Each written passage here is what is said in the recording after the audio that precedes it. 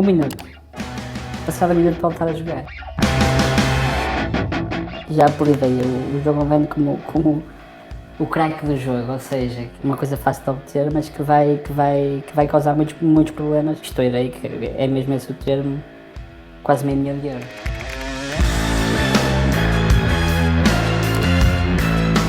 E eu só estou aqui há 10 anos porque sei perfeitamente que provavelmente nunca estarei curado. Portanto, eu ainda hoje com 10 anos de recuperação, portanto, eu tenho vontade de jogar, não posso dizer com todas as clarezas.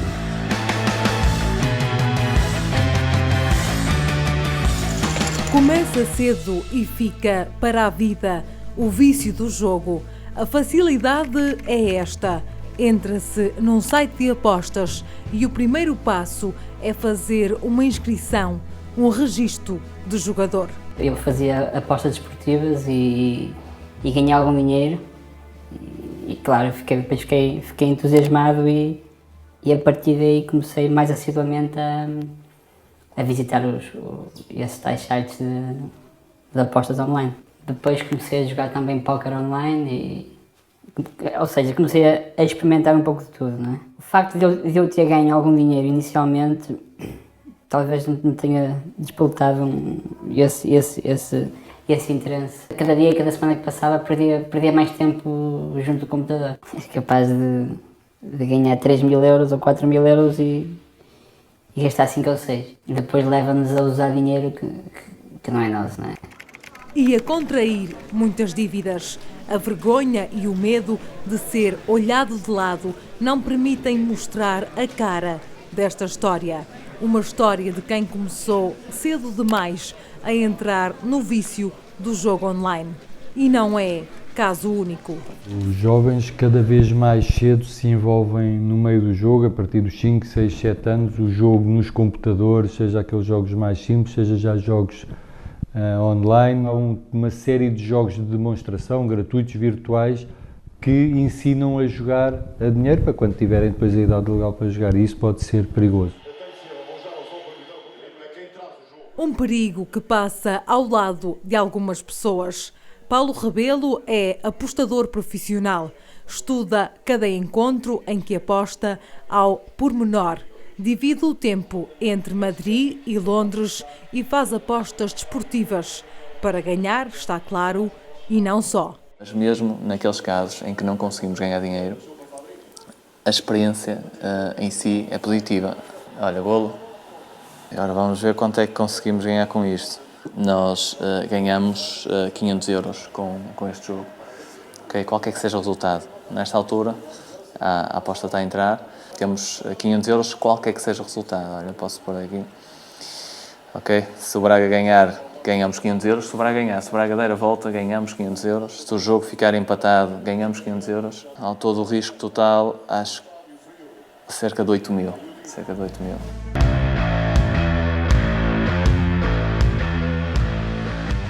Ao fim de 25 minutos de jogo e de 8.000 euros de investimento, ganhou 500 euros. 500 euros em 25 minutos. Pode iludir muitas pessoas, mas este nível não é para todos. E vê-se rapazes novos a ganhar fortunas e penso que ilude bastante os nossos jovens. Infelizmente para mim, felizmente para quem joga, portanto, está essencialmente no prazer retirado. Não só quando ganhava, mas também quando estava a perder, portanto, aquela ansiedade de recuperar o perdido. Quando está a ganhar, quer-se ganhar ainda mais. É uma sensação estranha, não consigo descrever sequer. A primeira é porque acham que não estão doentes e acham que controlam. É a única doença em que o doente diz que não está doente. Depois porque lhes dá imenso prazer. Depois porque há um funcionamento patológico do cérebro a determinada altura, a nível dos circuitos neuronais, do sistema de recompensa, dos neurotransmissores como a dopamina e a endorfina, que fazem com que jogar seja quase encarado como uma necessidade absoluta, uma função vital. Embora sentisse que tinha que jogar, mas que conseguia sempre dar a volta. Nem se dá de conta do tempo passado. Eu tive muitas vezes, desde a abertura ao fecho do casino, na altura era das 3 da tarde até às 3 da madrugada, quando tentei deixar de jogar por minha iniciativa, mas foi quase uma coisa natural. Portanto, depois tive várias recaídas. Perdemos completamente a noção o que é que poderemos fazer, o que é que não podemos fazer, Perdemos a noção de qual é a fronteira da legalidade e da ilegalidade. Tentar arranjar dinheiro a todo custo. Posso dizer que nesse tempo todo que estourei, que é mesmo esse o termo, quase €500 mil. A atividade que eu tinha foi por água abaixo. Um negócio que demorou alguns anos a construir, porque já vinha do meu pai. E eu acabei por dar cabo desse mesmo negócio. Um negócio destruído e €500 mil perdidos em apostas. Em Portugal, este é um mundo praticamente sem regras. O jogo online em si, em Portugal, a maior parte do jogo online que se divulga e que a maior parte das pessoas utiliza, atualmente não está regulamentado. Portanto, estamos com um vazio legal quanto a essa matéria. Uma pessoa jogar um jogo de póquer num espaço que não seja um casino, por exemplo, atualmente, é proibido por lei e inclusive é crime. Agora, quando estamos a falar do jogo online, em primeiro lugar, o servidor, onde no fundo o jogador português joga, não está localizado em Portugal, logo não se pode entender que o jogador joga em território nacional e, por outro lado, o Estado não tem poderes para poder, no fundo, proibir uma conduta que nesse país onde o servidor se encontra instalado seja permitida. Portugal é um país democrático e as pessoas querem jogar e efetivamente jogam, independentemente de haver uma regulamentação, não haver, as pessoas jogam e as pessoas querem jogar. E terão o direito de jogar. Como é que eu sei agora quantos jogadores? Ninguém sabe. Faz-me lembrar quando disseram que Portugal, o jogo online movimentava 600 milhões de euros e depois 400 e depois 700. Não, efetivamente não há estudos, não há informação sobre isso. Será a vontade superior a qualquer regulamentação? Nas casas de jogo e de apostas vemos símbolos como este: proibido jogar a menores de 18 anos. Se não há regras no online, quem controla as entradas no mundo virtual? É fácil de ultrapassar esse problema. Um jovem não pode entrar numa sala de jogos de um casino se for menor de 18 anos. A nível online, realmente não existe essa possibilidade de controlo. Infelizmente, o futuro não é assim muito risonho, porque eu vejo no dia a dia miúdos novos no computador, nesse mesmo site. Uma barreira que Paulo não precisou ultrapassar. As apostas surgiram com toda a força quando já era adulto e são fáceis de explicar. Quase que era golo. A minha primeira aposta, perdi. Não foi num momento que eu decidi ser apostador profissional. Foi uma coisa que foi surgindo com o tempo. Eu comecei por brincadeira, como a maioria das pessoas, e como é suposto serem as apostas. As apostas é suposto serem uma fonte de lazer. Imagino que estão a jogar ali os vermelhos contra os pretos. E até pode, de verdade, não conhecer nenhuma das equipas, mas se colocar uma moeda nos jogadores vermelhos, vai estar a torcer de uma forma, enfim, como não estaria caso não tivesse apostado. Vai estar a torcer para que os vermelhos ganhem. É esse desafio desenfreado que, em certos casos, pode levar a uma espiral de autodestruição. O dinheiro dos bolsos vai-se. Nos adolescentes, os sinais ficam à mostra. A irritabilidade é um deles. Perdem-se as aulas e o controlo da vida. Já apelidei o jogo online como o crack do jogo, ou seja, que é uma coisa fácil de obter, mas que vai causar muitos problemas.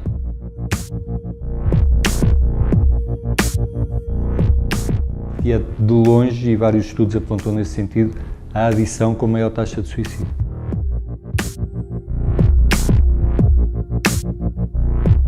Eu às vezes só me apercebia que tinha gasto o meu ordenado todo quando ia ao multibanco. Só é que me percebia que tinha acabado de estourar o meu ordenado sei lá, em 30 minutos ou em 40 minutos. Porque o jogo em si não é bom nem é mau. O que é bom ou mau é o comportamento que as pessoas têm perante o jogo.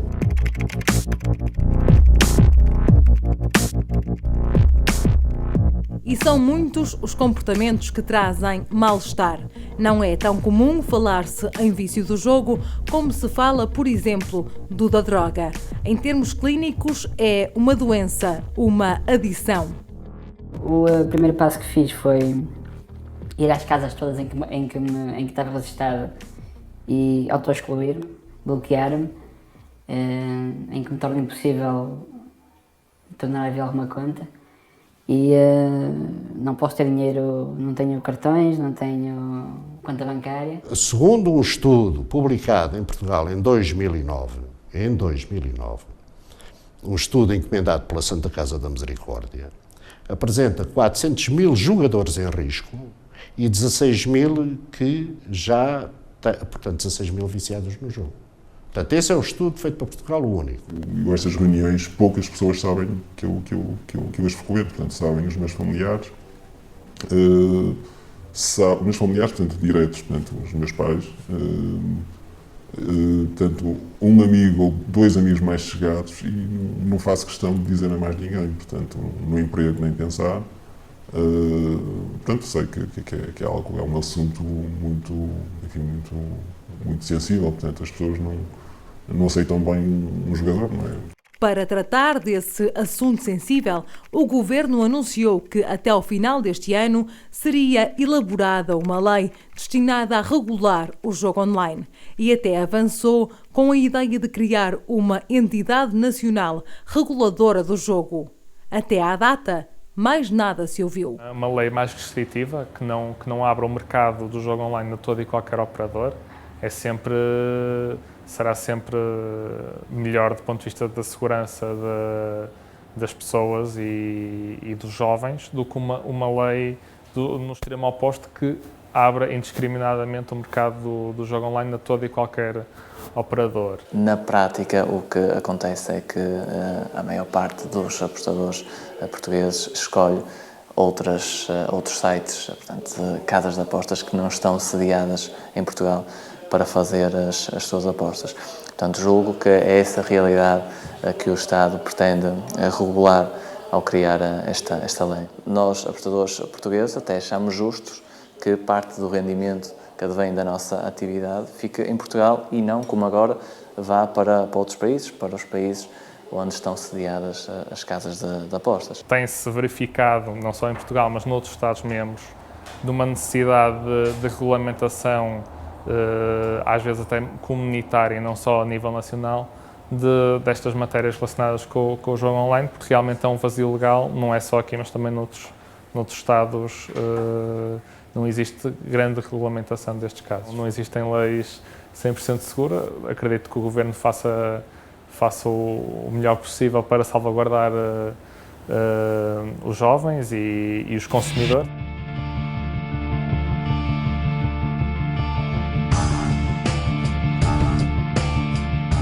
Talvez Portugal tenha que esperar mais um pouco pelos diplomas. Enquanto isso, a recuperação de quem diz ter sido viciado é longa. Quanto se perde quando o jogo comanda a vida? Foi imenso tempo em frente a uma máquina, portanto, tempo esse que eu não aproveitei para aplicar noutras coisas bem mais úteis. Portanto, lá está, estudar, fortalecer-me emocionalmente. O que fazer com as dívidas do passado? Só tenho que, até ao fim dos meus dias, tentar ressarcir as pessoas que prejudiquei e continuar com a vida, não é? Até onde vai crescer o mundo das apostas online? A liquidez da Liga Portuguesa aumenta nas apostas, tem aumentado ao longo do tempo e, enfim, é uma realidade que, estando atento, nós percebemos que há cada vez mais portugueses interessados em apostar online. As leis portuguesas podem cobrir os sites de apostas e de jogos localizados em território nacional. E como se fiscalizam os de fora? Continua em aberta a questão o que fazer quando um utilizador português acede a um operador que não tem um servidor instalado no Estado português, mas num outro Estado qualquer. Como é que o governo português terá meios de fiscalização dessa situação e como é que poderá impedir que, no fundo, que esses sites não possam ser, no fundo, acedidos no território português? Quantos jogadores compulsivos estão ainda em fase de negação? Milhares deles. Muitos ainda estão por conseguir perceber que são realmente viciados. Eu também já passei por isso. E quanto dinheiro pode o Estado arrecadar com a regulamentação do jogo online?